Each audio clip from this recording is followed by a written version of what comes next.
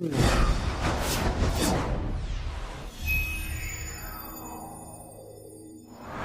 very first guest on Pacific Sport 360 was born in Goroka in Papua New Guinea. He's now part of the Penrith Panther lineup, a pocket rocket who has definitely exploded onto the scene in the Panthers. Please welcome James Segeyaro. James, welcome. G'day, how are you? Good, thank you very much. Can you first paint a picture for us of how it was growing up in PNG, I should say, and then moving on to Cairns? I don't really remember much growing up in PNG, just a little bit. I remember we moved around a fair bit. My dad was a businessman for his own business called Negasol Distributors. And I lived around PNG, around Goroka, obviously where I was born, Lae, Rabaul, and Port Moresby, the capital. And I moved over to Cairns when I was about 6, turning 7. So you're playing rugby league in Cairns as a young fella in country Queensland. Next minute, a recruitment officer arrives there, I guess, and you end up in Sydney. You end up in the middle of Redfern, playing for the South Sydney Rabbitohs, one of the most famous rugby league clubs in the country or in the world. How was that experience? Yeah, it was actually a bit hard experience for me because I ended up actually leaving South Sydney after 1 year on my 2-year contract and moving back up to North Queensland where it was more suited for me and a bit too big down here in the bright lights. But in saying that, I have returned back to Penrith and I'm happy to be back. Yeah, back in Sydney? Yeah, back in Sydney, loving Sydney, but always miss back up home. Yeah, well, big Pacific Island contingent out at Penrith, you know. So I guess there's a lot more Pacific flavour than there was up in North Queensland, up at the Cowboys. Yeah, definitely. You know, we've got Wes the Gama and Sikamanu and Big Mossy Masoi. So all the boys from around the Pacific Islands. So it's good to have that, camaraderie around the dressing sheds, and it's good. And James, talking about the big city lights when you first came into the Rabbitohs Park, what was the challenge that you faced as a youngster coming through till now? I guess maturing. I suppose, I was still only a teenager. I moved down when I was about 16, haven't turned 17 yet, and it was a very big experience for me. And at the time, I was still young and didn't know how to take on board day-to-day training. And so did you go to school? No, I didn't. No, I didn't go to school. I worked straight away out in the workforce, and I had to wake up 5:30 each morning, get ready for work, and that took a toll on me. And so not too many kids will be doing that at your age. No, that's exactly right. That was a sacrifice I had to make to reach the top, and at the time, I didn't handle that quite as well as I should, and I found myself back at Cowboys and closer to mum and dad, and closer back to family and friends around me, and people that I needed around me to pursue my NRL career. Do you find that the advice that you now have, now that you're a lot older, you can see, some of our younger ones coming through going a little off the rails. Yeah. Do you step in and say, look, this is how it was, and I know how you're feeling? Yeah, I have to thank, the senior players that, like Matty Bowen and Jonathan Thurston and blokes up there in North Queensland, that when I did return, I was still a bit young, and they sort of put me under their wing, and just the boys around me with young Ray Thompson, he's a fellow PNG player, so he's sort of, even though he's my age and more mature than me, and they sort of took me under their wing and sort of settled me down a bit, and saying that, and now I can give back to the up and coming boys coming through and out of Penrith, and wherever I see the boys struggling. Your playing style.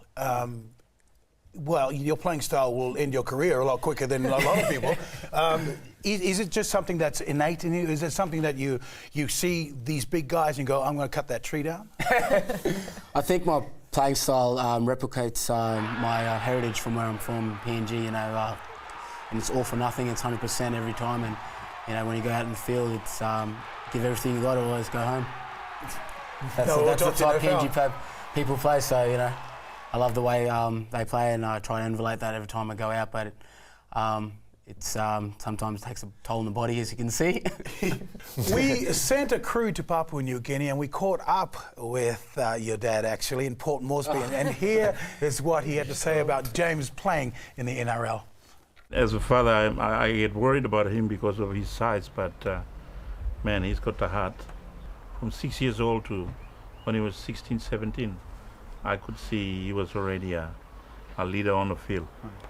It was all there in the beginning. I mean, I came out of the nursery.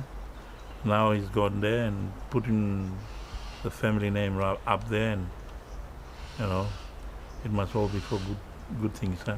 He has exceeded my expectation and playing. You know, he will definitely play in the Comals, and no doubt. And he's gone one step ahead. He's a professional now, so you know, all I want is he must put his head down and then come out, learn more, and then later on he can, you know, advocate to the juniors. So James, just tell me, you've seen your dad. He's very, very proud, as most Polynesian dads would be. How do you feel?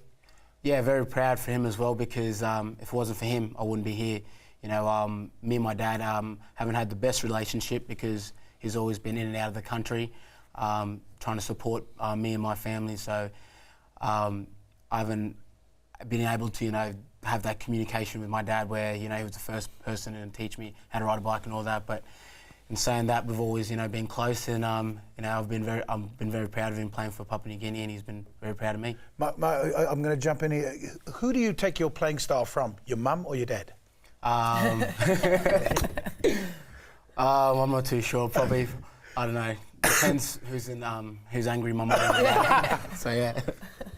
I'd say from my mum if it was for me. Yeah. So when was the last time you went back to PNG, and when was the last time you seen your dad? Last time I went to see my dad would have probably been last year, I think.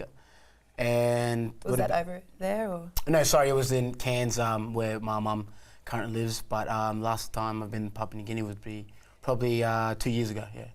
Okay. And so would you ever want to go back and, you know, give back to what you've learned over here? 100%. That's my ultimate goal when I finish rugby league, is to, you know, put something back to Papua New Guinea, because, you know, it's a country that I want to see moving forward, especially in rugby league, and I believe I have a lot to, you know, give back to the country. So you'll be working with Nigel closely then, hey? Hopefully both can, you know, form a bond, Pacific bond. Yeah, we got it. Hey, we got to help the Pacific, man. And you know, you're only young. You've only sort of just, I guess, coming into your prime, and you've had a pretty rough road already. Yeah. You know, you've had a lot of experiences. You went from Cairns down to Sydney, you went back up to the Cowboys, and down to Penrith now, and it seems to be working out for you. So you've got to be tough to be in this environment. Obviously, you spoke before about being homesick, getting back around family. Mental challenges for athletes these days seem to be getting bigger and bigger and bigger. So how do you sort of handle it now that you're in Penrith, mum's still in Cairns and dad's still on the road? I handle it through my partner. You know, she helps me a lot, and just on the phone to my parents every, you know, once a week, you know. But I have gone through them, and I believe they've gone through them experiences, and I believe it's made me a better person. And I just have to say this to people around me, you know, surrounding yourself with, you know, people that always, you know, like your friends and your family that, you know, always there for you. And I think, you know, at the end of the day, that's the most important thing, especially your family, and that's, you know, may help me matured. So what advice would you give to young people, I guess, out in the Pacific, who might be struggling with pressures from sport or from their family? I think the best advice I would give to them young people is just talk to someone, because it always helps, you know. You can't keep it bottled up, or else, you know, it's something, you know, you're going to regret, you know, something that you do. But I think, you know, what, especially around in our code, is what we need is more Pacific Islander people, you know, because it helps, you know. Coming from, you know, Pacific Island background, is sometimes, you know, really shy and that, and I think, you know, you need to have someone in the club that you know, can relate to, and, you know, the same background as you.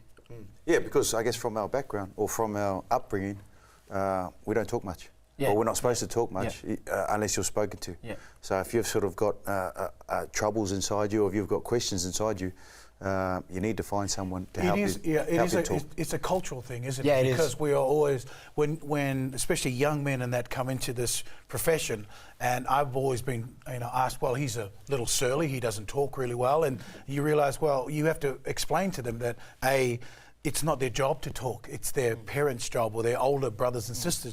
And we're also taught never to look at somebody in the eye, because it's a challenge, you know, when you always look down. So it's that cultural mix and learning that. I mean, The effect that Alex's death had on Yeah. you, can you tell us a little bit about that? Yeah, Alex's death had a major impact on myself, and you know, I've never actually experienced something like that. You know, I've experienced death before, but you know, someone so close to me, and you know, a friend like that go commit suicide, and it was a first-time experience for me, and it took me a while to get used to, and didn't feel like myself, and it was really hard, you know, to go through something like that, especially because, you know, I had to question myself: was I a good enough friend, or you know, could I have done something more? But I think, you know, when someone has decided that in their life, it's, you know, I don't think there's anything you could do more.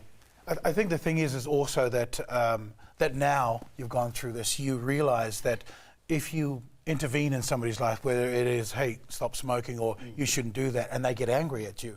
I mean, I always find that it is, you know, the quickest answer to that is, listen, if I didn't care for you, I wouldn't say a thing.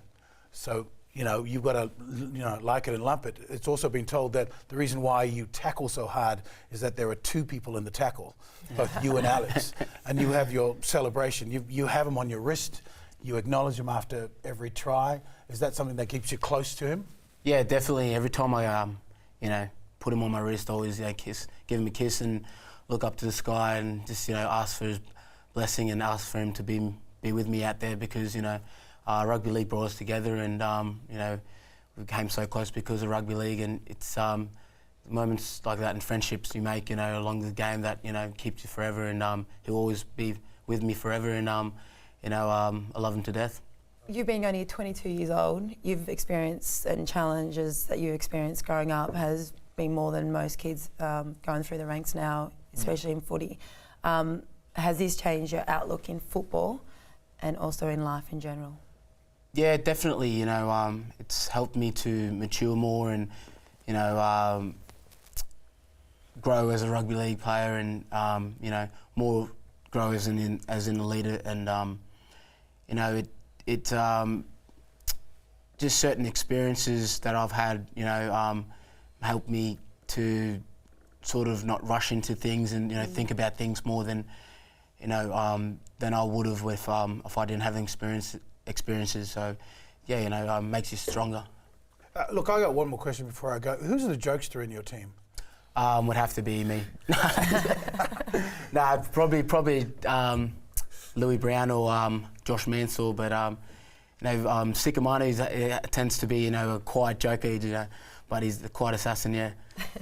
So, James, before we wrap this up, obviously you want to say a big shout out to those of your family back in PNG. Please do so.